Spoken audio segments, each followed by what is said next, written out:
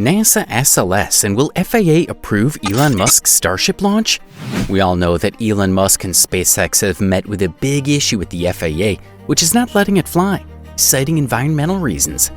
However, in light of recent events, it seems as if we might finally see a successful Starship launch. However, we can't say the same for the NASA SLS. Today, folks, we're going to talk about the fact that the FAA might soon give permission to SpaceX to fly their rockets. Moreover, we'll be talking about NASA's SLS and how it is important to the launch of the Artemis 1 craft. What are the details behind these questions? Glad you asked, as today we're going to discuss the intricacies behind these two scenarios, and they've been carried out till now. Without further ado, let us start the video. With an extremely heavy rocket, the first launch of this SpaceX Starship will have to bide its time a little longer. The Federal Aviation Administration hasn't given its approval to online Musk's plans to launch an orbital test flight from the company's Southeast Texas launch pad yet. That won't happen until the FAA discloses the findings of the first programmatic environmental assessment, which was supposed to be finished by the end of 2021 but has been delayed several times. The FAA recently said that it'll delay the publishing of that study until April 29th. The evaluation was supposed to be released on March 28th, but the FAA stated it was still analyzing and coordinating the final version with local, state, and federal agencies. That evaluation isn't a guarantee that SpaceX will be able to fly, as Musk and others have said that it might open the door for more thorough environmental impact statement, or EIS, delaying any Texas launch ambitions beyond 2022.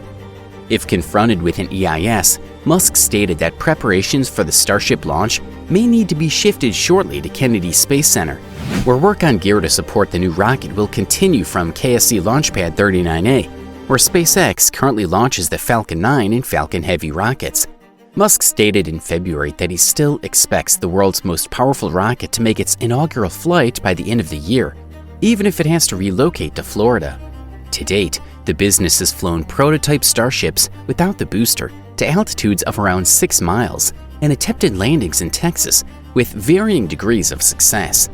Those only have 3 or fewer engines than the new Raptor's formidable engines.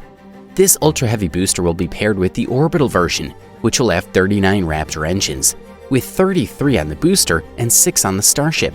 Even if SpaceX requires FAA certification, the firm has declared that it'll upgrade its Raptor engines. So it's not like there's a rocket waiting to take off.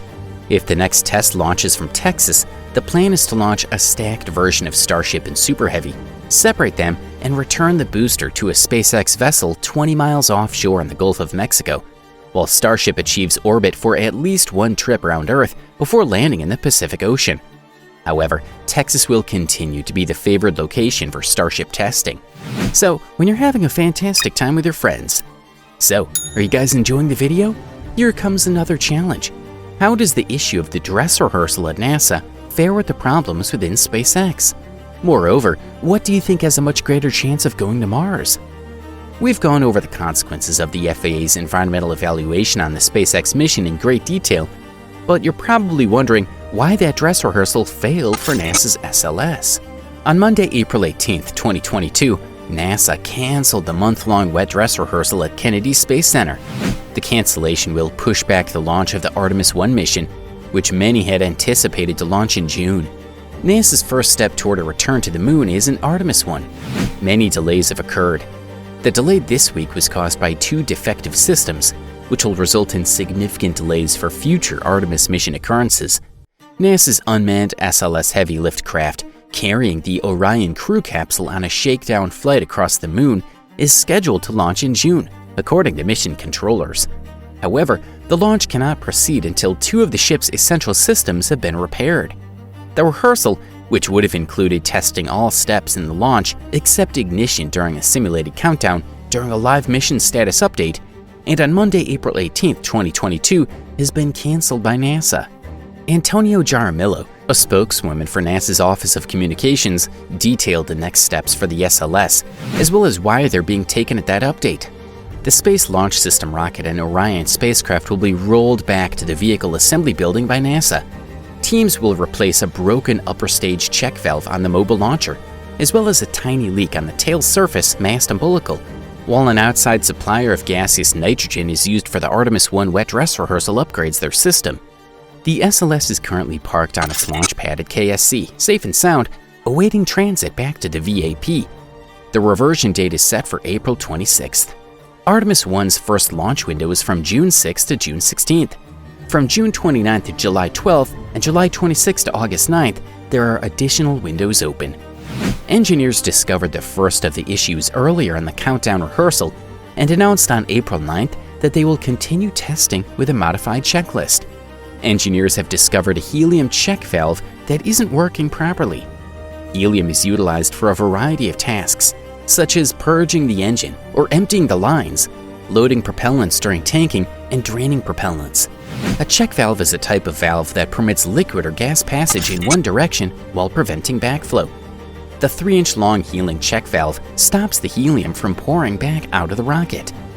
During the rollback's announcement this week, Tom Whitmire, NASA's Deputy Associate Administrator for Common Exploration Systems Development, expressed optimism as he detailed the challenges engineers and technicians face as they prepare to launch the SLS for the first time. Bringing a rocket to life, fueling it up, and looking at all the pressures, temperatures, and valves that command we issued the vehicle and reactions we see back from the vehicle is a very delicate dance order. It's a difficult task to complete. We're putting the puzzle pieces together. I believe we figured out a few more parts on Thursday, but we still have a few more to go. A liquid hydrogen leak at the tail service mast umbilical is still a problem that needs to be fixed. Despite yet another delay in getting off the ground, the SLS will be developed and the Artemis mission will continue. We'll return out, according to Whitmire. We'll have a wet dress rehearsal. The cryo landing of the spheres will be demonstrated. A terminal countdown will also be demonstrated. It's only a matter of figuring out when and how to execute it, as well as how it can fit into our planning. Meanwhile, engineers and technicians working on the SLS programs will be busy preparing the rocket for its return to the launch pad. In the end, NASA discovered severe flaws in 2 SLS systems, forcing technicians to abort a dress rehearsal of the ship's launch sequence and return the vehicle to the VAB. The delay will almost certainly postpone the launch of the Artemis 1 mission, delaying the return of people to the moon even more. NASA and SpaceX need to work together in order to achieve the mission of reaching Mars. They each have their own advantages. NASA excels in its permission issue due to its large influence, and SpaceX has all the technology needed for the journey to Mars but lacks the political influence NASA has. One has what the other doesn't, which clearly shows the need for collaboration. This will not only help these 2 companies but will open more countless memories. That's all we have, folks. So how much longer must we wait for the FAA to give SpaceX the green light? When do they have to be able to fix the defective SLS on time and keep the Artemis 1 mission on track? Do let us know in the comments below.